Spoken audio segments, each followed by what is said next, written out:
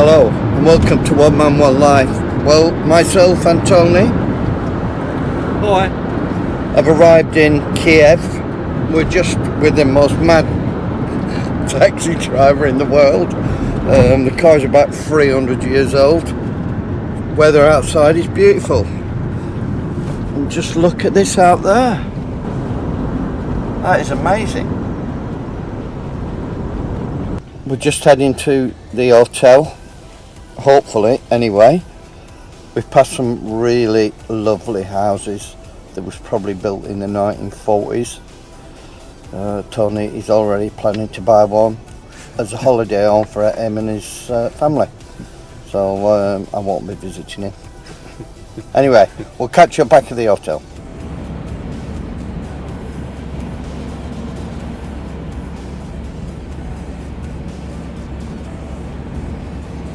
Well, we've arrived in the hotel. The time now is just after 12 o'clock lunchtime. Our room's only ready at 2 o'clock, so we're sitting down, having a coffee and just kind of regrouping. It's about a 40-minute drive from the airport. Driver was a bit crazy. Cars are mad. There's like brand new cars and really, really old ones. Hotel looks alright. We just checked in, but our room's not ready till 2 o'clock, so we'll give you a tour around the hotel when we get there. We can't seem to get anything working on our mobile phones, but we'll look into that and hopefully sort it out shortly.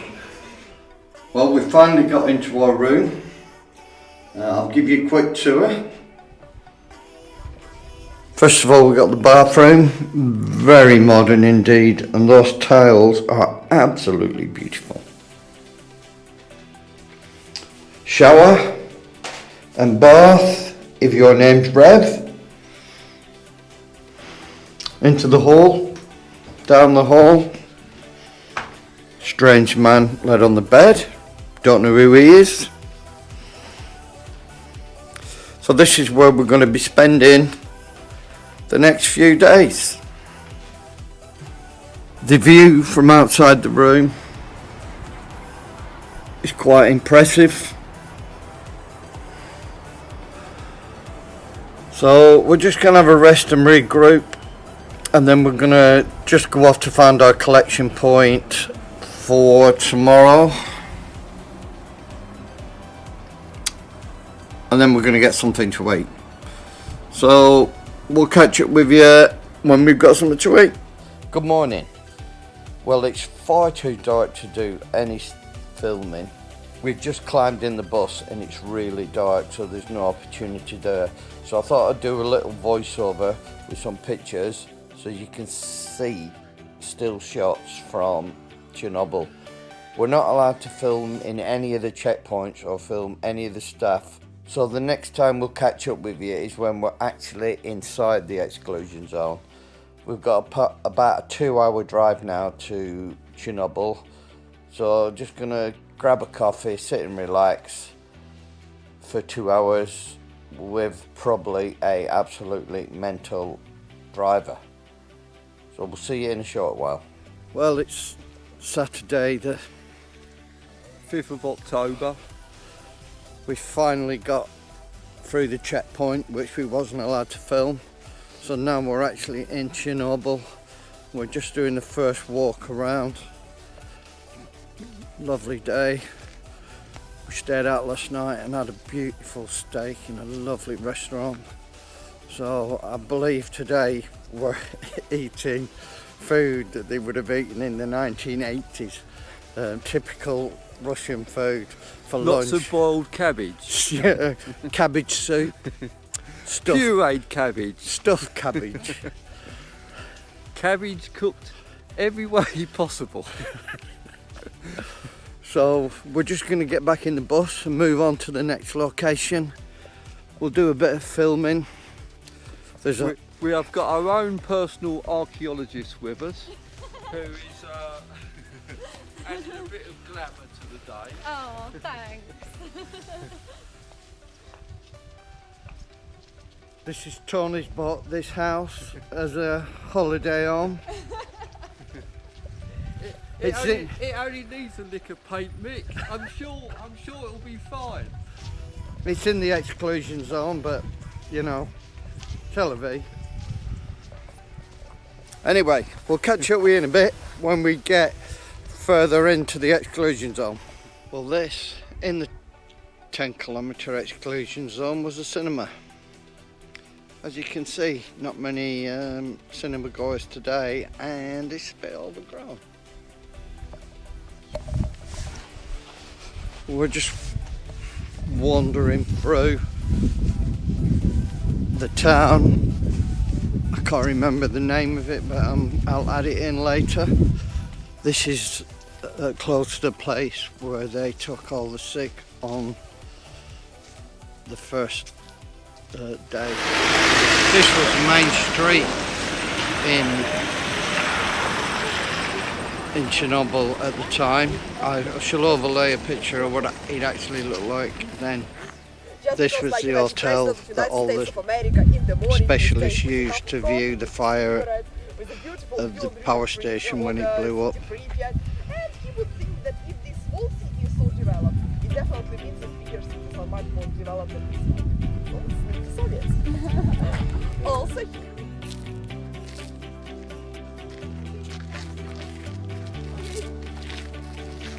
Good morning. This is the morning after our trip to Chernobyl. We got back about 7 p.m, went for a meal, and then literally crashed.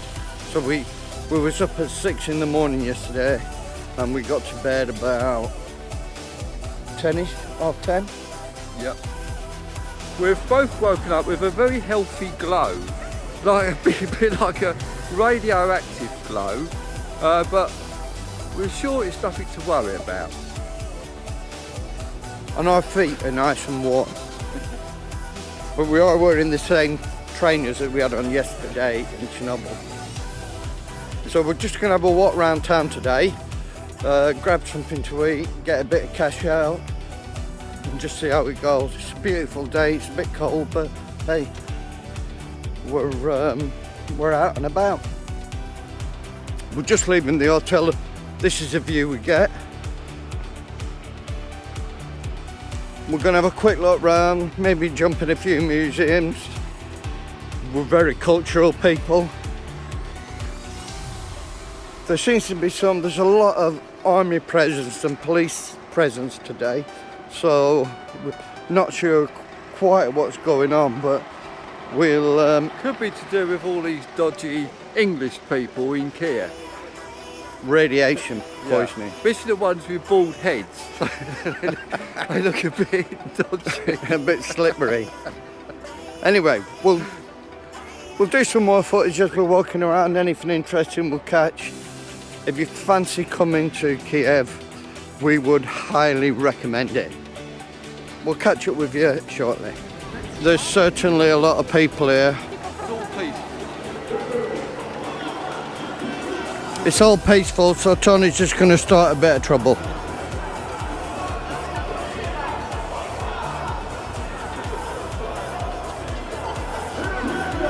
But all these people are standing in between us and food. Hello. Well, we just found out what this demonstration was about, and it's about saving Ukraine from Russia. Everybody's passionate about keeping Ukraine out of Russia, so these people are all celebrating the fact that that is still happening. So quite a good show, really. A lot of people turned up. There's nowhere near as many as there was earlier on today. I think I have some footage of that, but we'll have a look and we'll show you later. Cheers. We're just getting a cab from the hotel to the museum, and I think every cab driver has took driving lessons in suicide, because I don't think there's a speed limit. I don't think they care which side of the road they drive on. It's all absolutely mental. But if we ever crash, Tony is being prepped to throw himself on top of me.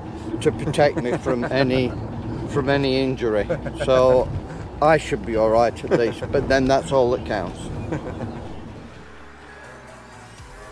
Well, they said to us it was about a 20-minute drive to the museum, but the way that guy's driving, I think it took us like all of 10 minutes.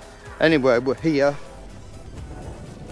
This is a monument to all the soldiers who fought in the war. Absolutely amazing statues. It's all very macho though. Even the women are carrying missiles.